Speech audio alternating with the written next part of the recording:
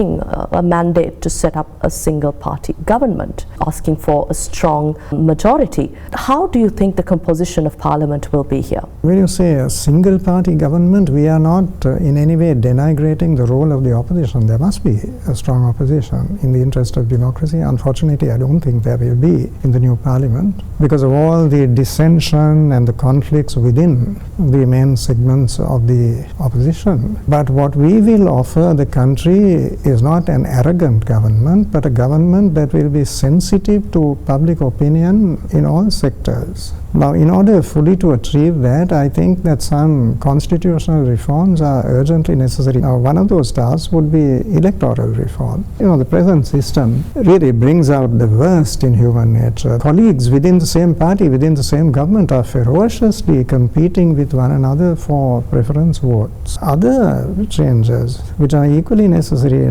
we are talking of independent commissions, the 17th Amendment and the 19th Amendment. Are these commissions really independent? Does anybody believe that they are independent? You have a member of the Constitutional Council exhorting the public not to give a two-thirds majority to a particular political formation. You have a member of the National Elections Commission telling people not to vote for a particular political party, quite publicly in an interview on television like this interview. They are politicized beyond belief. So isn't it time to take a fresh look at these? These are some of the things that we have to do very early in the piece after the formation of the new government. What's the stance of the SLPP on the question of the 19th Amendment? With regard to the 19th Amendment, there are things that everybody would agree have to be changed. According to the 19th Amendment, the citizen of another country, even if he happens to be a citizen of Sri Lanka also, cannot contest elections here, out of the question. But the body holding elections for the whole country is the National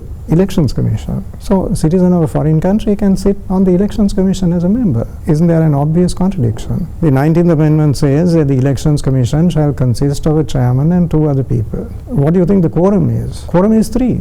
Membership is 3, quorum is 3. I have not come across such a legislative provision anywhere in the world. What happens if one member decides to boycott the commission? The commission can't function at all. The entire electoral process comes to a grinding halt. It falls to the ground. You were a strong proponent of economic diplomacy during your tenure as foreign minister.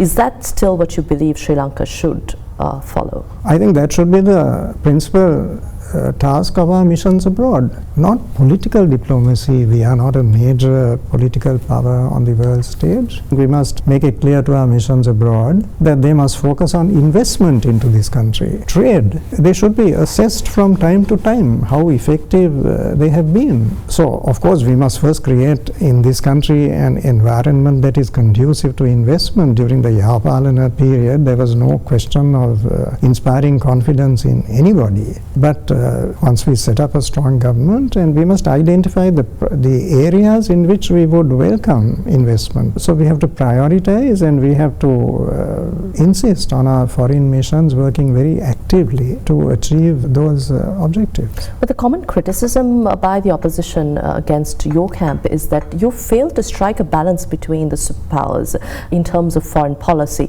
that the West, China, India. So how are we looking at managing these superpowers? Sri Lanka's foreign policy does not depend on an exclusive relationship with any one country. Countries will have differences among themselves, but we don't get involved in those. This point was made very clearly by President Gotabaya Rajapaksa. He said, we will not allow Sri Lanka to be used for the benefit of one country at the expense of another country. They are all our friends. Reciprocally, we expect those countries to respect our independence, our sovereignty, our autonomy of action. That is the cornerstone, the foundation of Sri Lanka's foreign policy. We are prepared to articulate and defend our position in any forum, provided that we are given a fair hearing. The criteria must be objective. Now, this has been a criticism of the actions of some international organizations, that they have already made up their minds and they adopt a stance, a posture in regard to Sri Lanka which has very little to do with Sri Lanka's welfare, but is tailor-made to cater for vested interests in their own countries. We welcome criticism, but there must be the conviction on the part of the people of Sri Lanka that these are well-meaning criticism, not the promotion of interests of other countries. That will be lacking in credibility and will not achieve the kind of resonance that is required for criticisms to be taken seriously.